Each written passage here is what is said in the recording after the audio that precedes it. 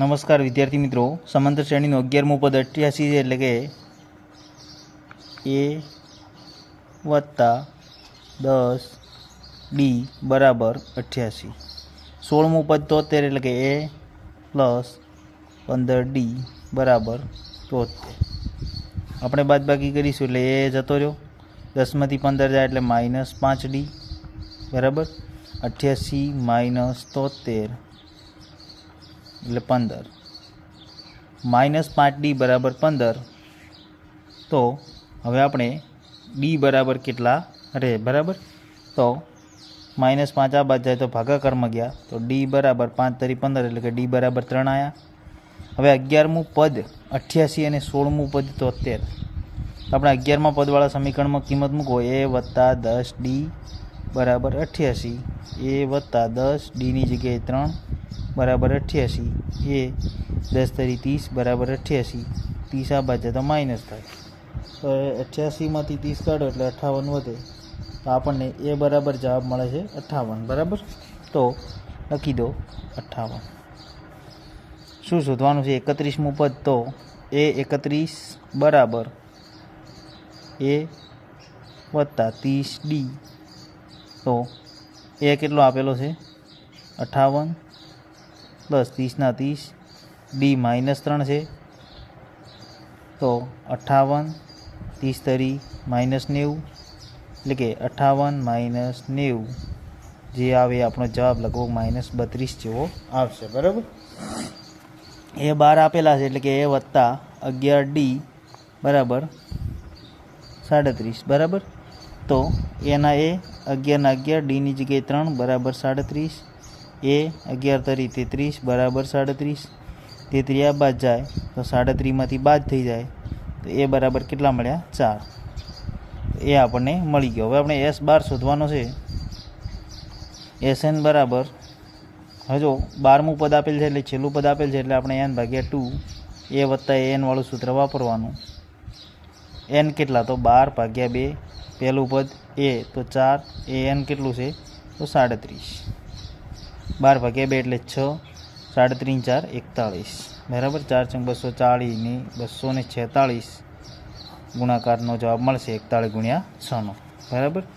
એના પછી 3 અંકની કેટલી સંખ્યા 7 વડે વિભાજ્ય છે? તો 3 અંકની 105 7 વડે વિભાજ્ય છે. 112 119 - 994 સુધી થાય. એ બરાબર 105, ડી બરાબર 112 - 105 એટલે કે 7, an બરાબર 994.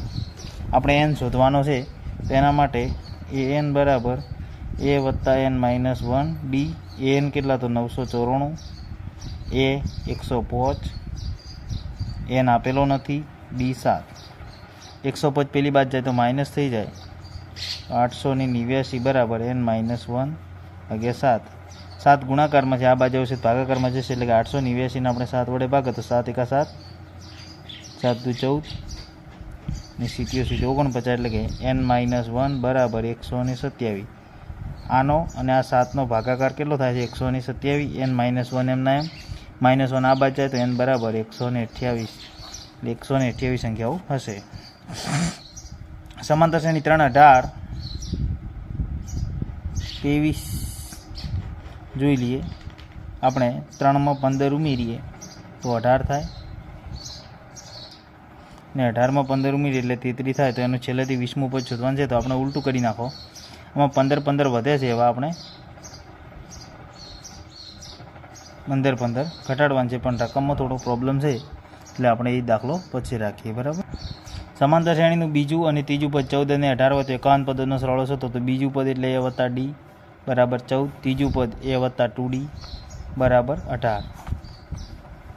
ઉડી ગયા, એક ડીમાંથી 2d જાય એટલે -d બરાબર -4, તો d બરાબર આપણને કેટલા મળ્યા 4. આપણે શું શોધવાનું? એ શોધવો પડશે. તો a વત્તા d બરાબર 14, એ એમનો એમ રાખો, ડીની જગ્યાએ 4 બરાબર 14, 4 આ બાદ જાય તો એ બરાબર 14 - 4 બરાબર 10. 51 પદનો સરવાળો શોધવાનો છે, એટલે કે S51 બરાબર 2a વત્તા n -1 d, n કેટલા છે? તો 51 પદનો સરવાળો એટલે 51/2, ટુ એની કિંમત 10 n આપણને આપેલા છે 51 પદ એટલે 51 માઇનસ 1 અને ડી આપેલા છે 4. ચલો 51 ભાગ્યા 2 10 દુ 20 51માંથી 1 જાય એટલે 50 50 ચોક 200.